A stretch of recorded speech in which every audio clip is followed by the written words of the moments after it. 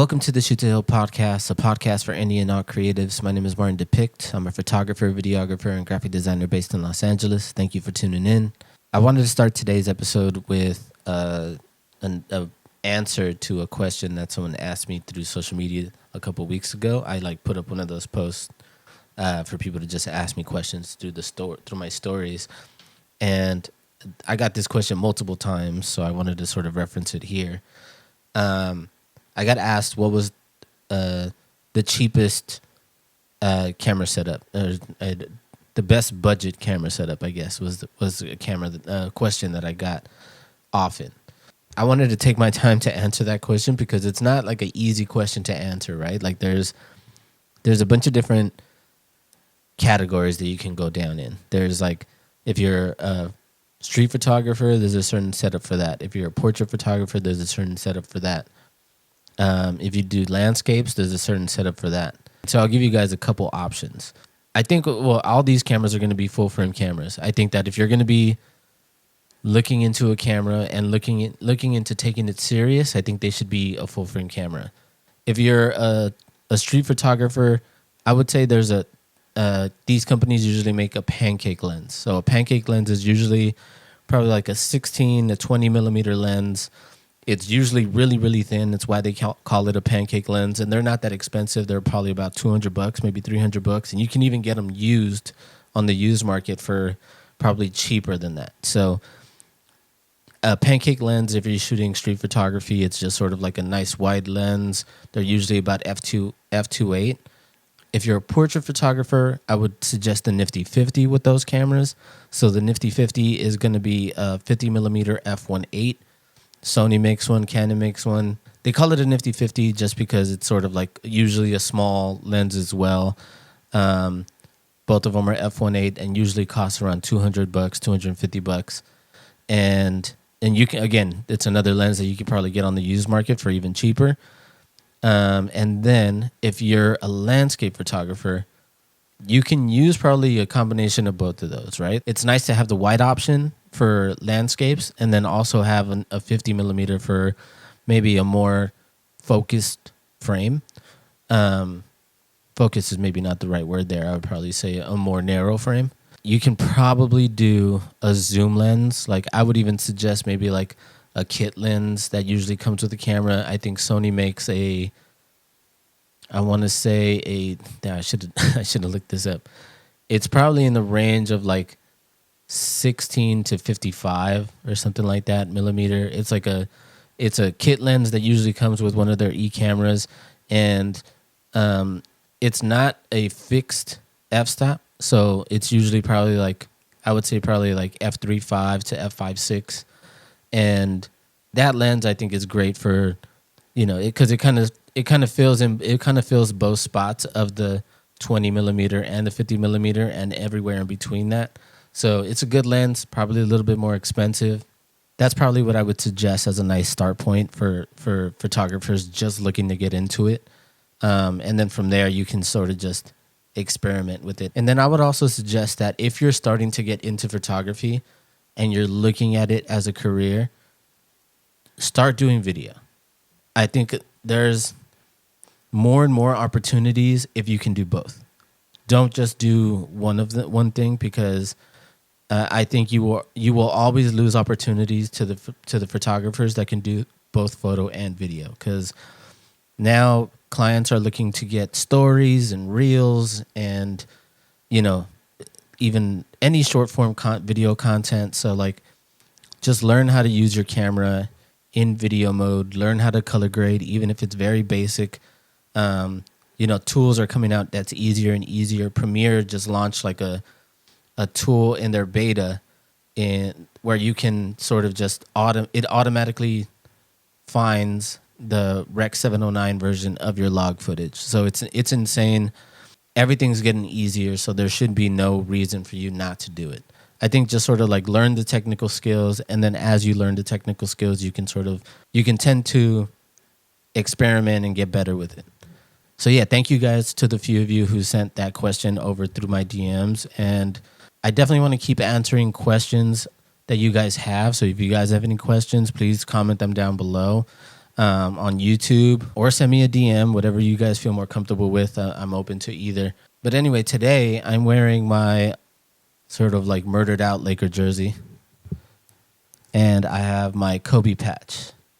And I wore it on today's episode because last week now was when they unveiled the Kobe statue.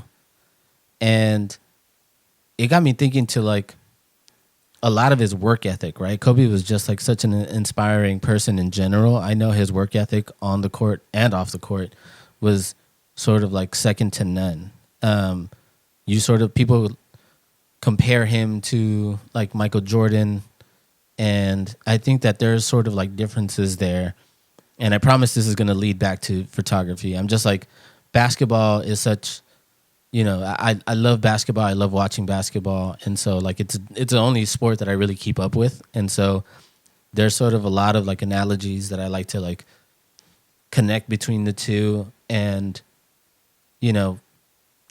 we all hear these stories of like Kobe having the key to his high school gym and going in there early to work out and staying there late to work out. Then when he got to the league, he was like always in the gym trying to get better and better.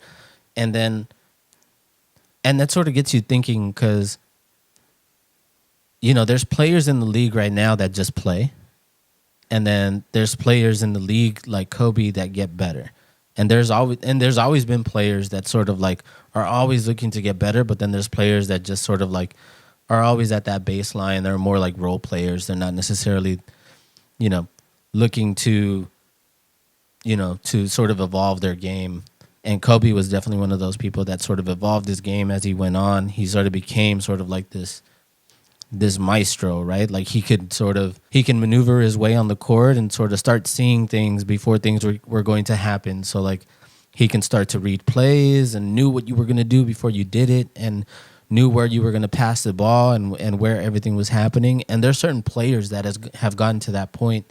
And I think those players are the ones that sort of like make it to that sort of like the Hall of Fame and are on that list as great players. LeBron is one of them. I think Rondo is definitely one of those that sort of like, he even though he's a smaller player, he was one of those point guards that can sort of like be a maestro and call plays and really sort of like elevate everyone around him. And Kobe was one of those players, as we saw in the Redeem Team documentary. Like the USA team had just lost the previous Olympics, and then Coach K asked Kobe to be on the team, and he came on. And I think that they were working out in Vegas, and in Vegas, like the other players on their team would be coming back to the hotel from like a night out and drinking and partying and stuff. And then as they were going up, Kobe was going down to head to the gym. And I think that was like a sort of like a mentality shift for a lot of the players on the team. And I think, it started with like LeBron starting to see that Kobe was like going to the gym early. And so then it started being LeBron and Kobe. And then a couple days later, the whole team is working out early in the morning, trying to like get ready and prepare themselves, right? Like it was he sort of like made everyone better on that team. And so like you have this person who has this passion for the game, for what he loves to do. And I think that passion is important, especially when it comes to art. He a lot of the times he talked about basketball as if it was art. And with what we do as photographers and videographers and creatives, we sort of like dedicate ourselves to really honing this skill, right? And then we're in this sort of position now to where like these skills are becoming more and more not easier, but there's like a easier point of entry for a lot of these skills. Before, when photography was just on film and video was just on film, it was very expensive. You would have to pay a lot to get rolls of film, and you would have to pay a lot to get it developed. And so very few people actually went down the route of sort of like taking this on as like a career. When I started getting into it, I remember the Nikon D90 was the first camera that could do HD video. It was just on that. I think that was 2007. It was just around that time It might have been 2008, but I think it was 2007. It was just around that time where like things started shifting, right? So then the Canon 5D Mark II came out, and then that changed everything. But before that, it was the Canon 80D that I knew people that were sort of like hacking that camera, putting software on SD cards and hacking it for it to shoot log. And so like there was people that were really, sort of like figuring out how to use these tools in much different ways. We learn these rules, right, that we have to follow that are sort of like the basic technical skills as photographers. And then there's also basic technical skills as videographers. But then outside of the rules, when you learn them and you know them, then you can break them to sort of start getting a little bit creative on either side, right? So like an example would be shooting with the speed light and then slowing your shutter speed down so much that when you take the photo, the speed light freezes that one frame, but you still capture some of the movement happening after. And so you get that one frame and you can see that one frame, but then you see streaks of what happened after the photo was taken. Another example would be double exposure. So like on film, you can do double exposure, but I think people have been experimenting with double exposure in digital, not necessarily in camera, but you can do it in Photoshop. And sort of like try to like break those rules in that way, or even taking longer exposures, or in video there's this scene from like a Travis Scott video where they're in a junkyard, and the scene is being recorded at such a slow shutter speed that you can see what's happening, but you see so much motion blur. And so outside of these sort of like rules and technical skills that we learn, like we know what it takes to take a perfect photo. Now make it unperfect. Now let's dirty it up. Let's do something with it that may not be perfect, because perfect's not always the best. I think as I was learning these skills, I'll bring you back to. So I'll take you back to the time in my life where I was like at my lowest. I was working at Fabletics. I had been working there for maybe a year, and I had moved back into my mom's house because I was trying to save money. I had wrote this open letter on my Tumblr. I'm not going to read it to you guys, but I'm going to sort of just tell you guys what it was about. At the time, I was very passionate about what I was doing. Like, I loved what I did. I just wished that it was easier financially. I had a lot of school loans due. I had taken out a loan to purchase, my next level photography camera, and some studio lights and some lenses. So I had jumped up to, I went for the Nikon D3S, and which I ended up switching to Canon a couple years later after, but that was the camera that I was shooting on, the Nikon D3S. I was in a time in my life where like all my money was going into this passion of mine, and friends that I was working with or people that I considered friends, I felt like they maybe didn't see the value that I was sort of offering. It was very hard for me to make money from my photography. It was taking time. I think like maybe some of you might be going through that now, that you are having trouble finding those people that will sort of like see the value in your work and decide to pay for it or want to pay for it. So towards the end of that open letter, I said that my mom would come in as I was laying in bed and say, "I don't know how you can sleep when you owe so much money."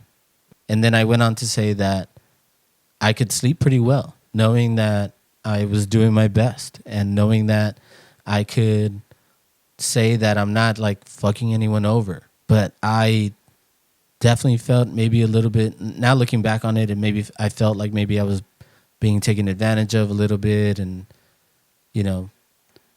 certain things needed to change that eventually did change. And a couple days later, after I posted that open letter, this person that follows me and has followed my work, he sent me, a PayPal. He sent me like a good amount of money, and it brought tears to my eyes then, because I was in a spot to where I was in the hole. Like I was in debt, and not only that, but I was behind on a couple bills, and what he had sent me has helped me to get, at least back to zero and not be in the negative. And it wasn't a lot of money that he sent me, but it was enough to sort of like get me by. And I appreciated it so much. And I didn't know this guy. I never met him, have still never met him. But a couple of days ago, he sent me an email. And he reached out and he let me know. He was like, hey, I'm looking into booking one of your workshops for my girlfriend. And I told him immediately, I was like, dude, I remember you. Don't don't pay for it on my website. I'll give you my time for free. I might just need you to like cover the model's time, or if you have someone that wants to model for the workshop, let's do it. Don't worry about it. Like I got you. Like it meant so much to me what he had done almost 10 years ago, that I wanted to do this one thing for him. So that was something that happened that was like crazy, and it made me look back to that open letter, and it made me think back of what I was doing back at that time, and how much I had read the letter again and saw how passionate I was about this. And during that time, like I had only been shooting models for maybe 3 years. And I thought about how I got into shooting models in the first place. I think like before I was shooting models, I was shooting product for 3 years, 4 years. And, I had been working in the studio mainly. And a person that really inspired me to sort of like get out of the studio and start working with women was a photographer named Van Styles. Van was a photographer who had a following on social media, and he shot like really beautiful women. And not only that, but like he shot them in a way that was very raw. Like it was all natural light mostly. There wasn't a lot of strobe light or flash. Maybe he did a couple shoots with flash, but most of his stuff was just, natural light. Usually it was shot wide open. So like I would be assuming that he would probably be using like a 50 millimeter, f1.2. And I would assume that a lot of these shoots were probably unplanned. Like, so he would just sort of like meet up with the model. And then when you constrain yourself to a camera and one lens, you have to sort of like play around with shadows, and which he did. Like he played around with shadows with natural light. He played around with framing and composition, and it inspired me to sort of do the same. And so I started working with models, and I started looking into how I can shoot in a similar way. And I remember I had shot a couple models, and then I reached out to one of the girls that he was working with, or he had worked with, Aisha Marie, who was a model that lives in Miami.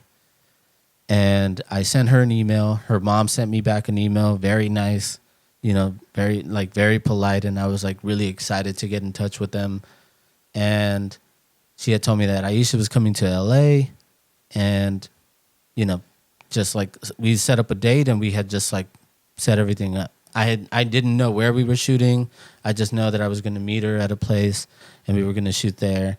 And so I went and I took one camera. I took my, I don't remember what I was shooting. I think I was shooting with the Nikon. Oh no, I was shooting with the Canon 5D Mark II back then, and a 51.8. And I took the photos.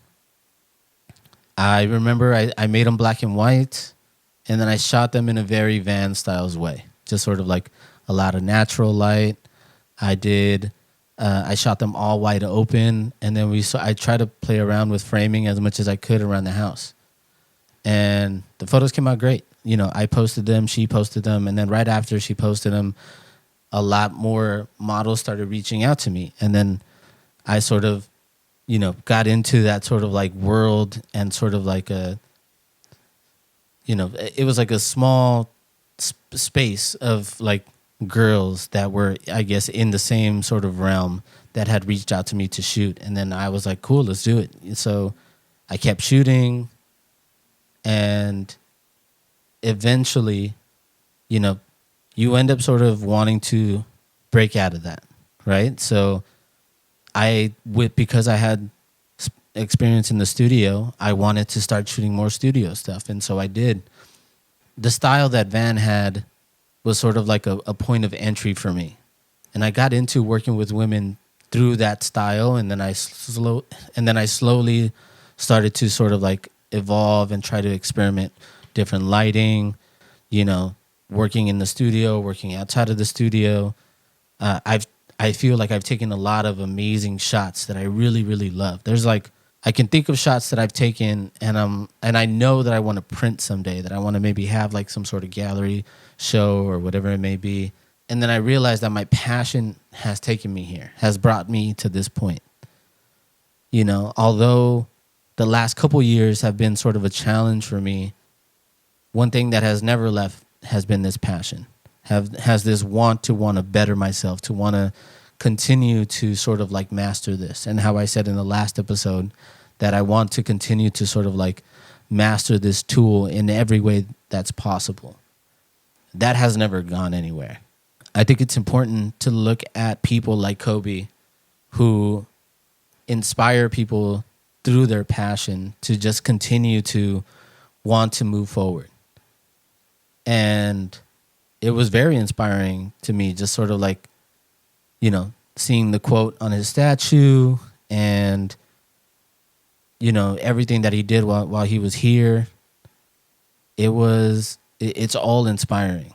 All the stories that you hear about him are crazy, right? Like, because all these podcasts, there's all these clips on TikTok and on Instagram of people telling their stories of Kobe and you know, what he had done to like impact them in some way. And it's all sort of like that. And I think Kobe's one of those people that have impacted more people than he even knows, because it's not everyone plays basketball, but his sort of like passion for what he had and wanting to keep getting better, that sort of passion is very infectious. And, you know, it sort of makes me want to pick up the camera now and just sort of like walk down the street and see what I can capture. Because it's like, I'm always looking to want to challenge myself. I'm always looking to better myself. I want to sort of like,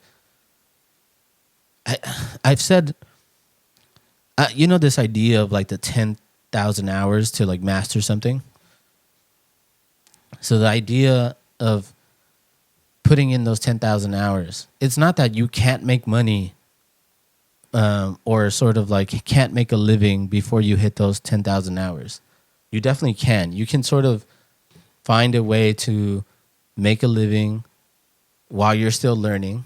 The reason why it's such a high number is because I think by the time you hit those 10,000 hours, you would have had experienced so many things while learning, while doing this, that you would be ready for anything that would be thrown at you.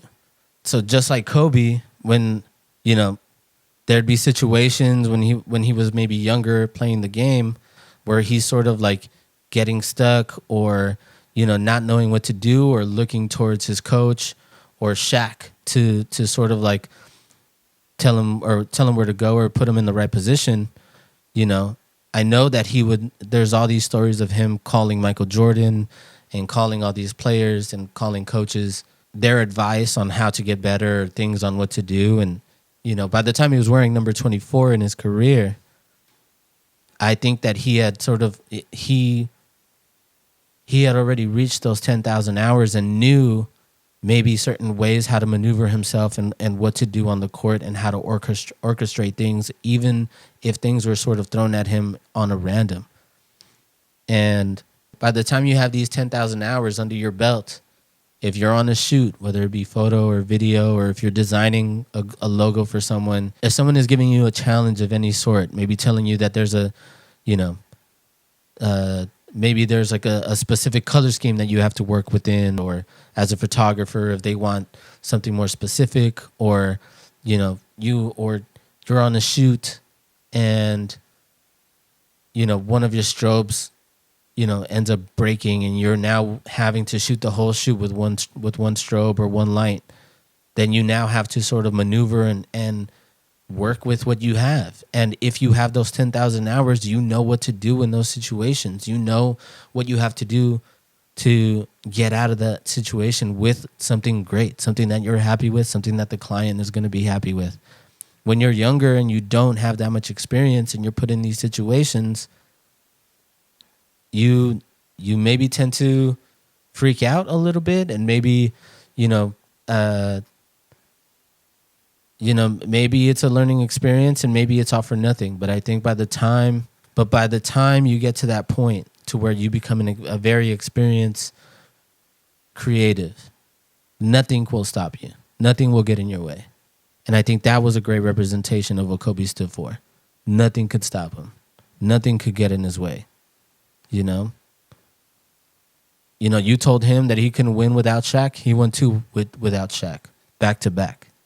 What also happens too is that you get into, once you start doing it, especially with photography, or I guess this could also be in reference to sports, is that once you start doing it, you start to see other people who do it as competition. And that's maybe not necessarily the best mindset. I think it's great for keeping your drive to wanting to keep pushing you forward. In some cases, it can be a negative thing. In some cases, you can maybe start doubting yourself. And I've been in both positions to where I look at something and the want to do the same thing drives me and motivates me to move forward. And then I've also been in positions to where I sort of say, fuck, man, I wish I could do that. And it sort of puts me down. But in whatever way you look at it, I think you should only be competing against yourself. You should only want to do this that you're doing for yourself to get better. And just remember too that there's other people out there, there's other creatives out there that have found their baseline. They have found that sort of happy middle that they're happy staying at, that they want to stay at. There's wedding photographers out there that will only shoot weddings. They don't want to do the more commercial stuff. They only want to stick with weddings. There's product photographers out there that only want to shoot products. They don't want to shoot anything else. There's, photographers out there that have only shot models and only want to shoot models. And I think that I am sort of a person that wants to look at everything and check it off.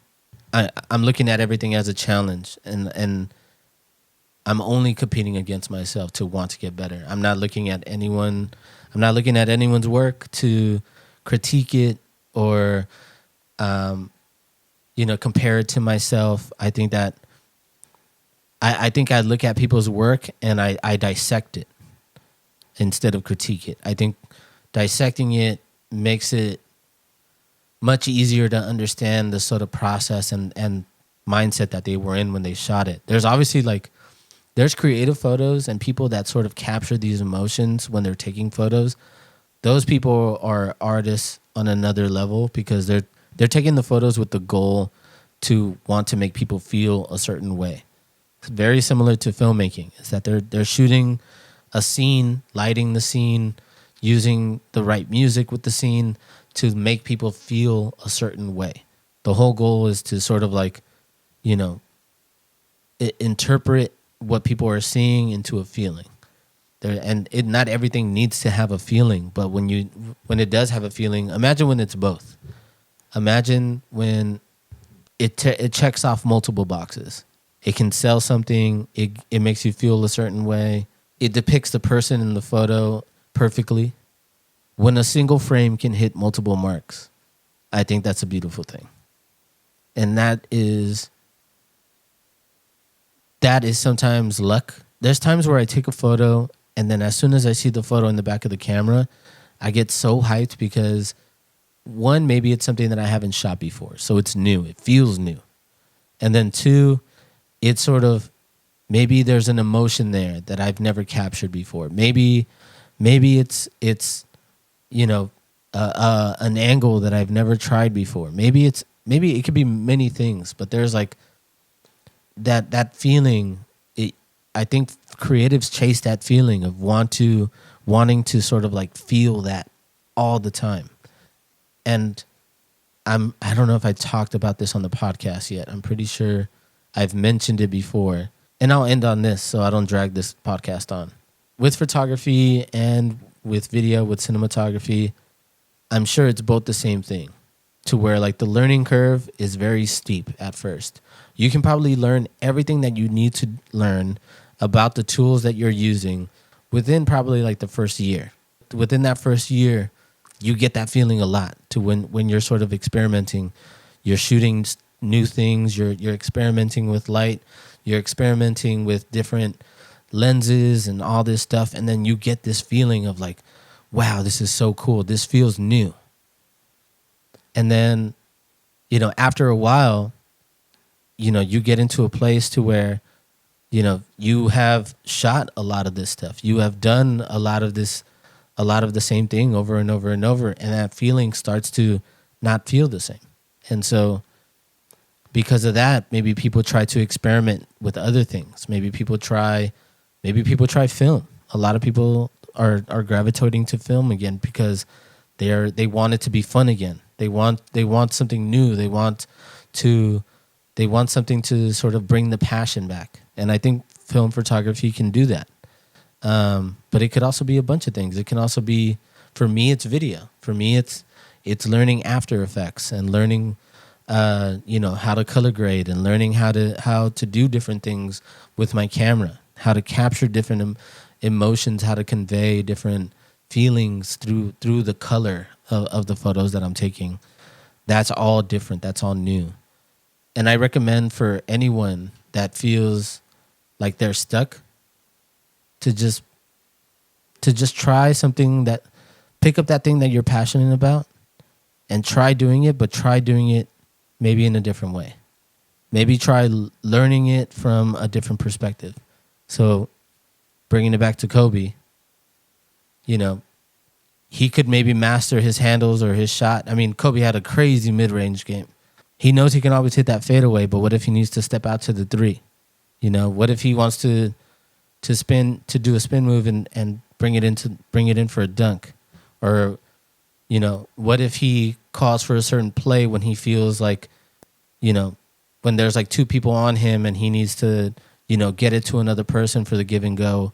There's so many different things, and maybe I hit you guys with too many sports references there at the end, but just sort of try to think of this thing that you're passionate about. If you get stuck, just sort of pick it up and look at it from a different perspective. That's it for today, guys. Thank you guys for listening. If you're watching this on YouTube, leave us a comment, like, subscribe. And if you're listening to us on Apple Podcasts or Spotify, leave us a good review. Appreciate you guys for tuning in again. I'll see you guys next week. Keep shooting. Peace.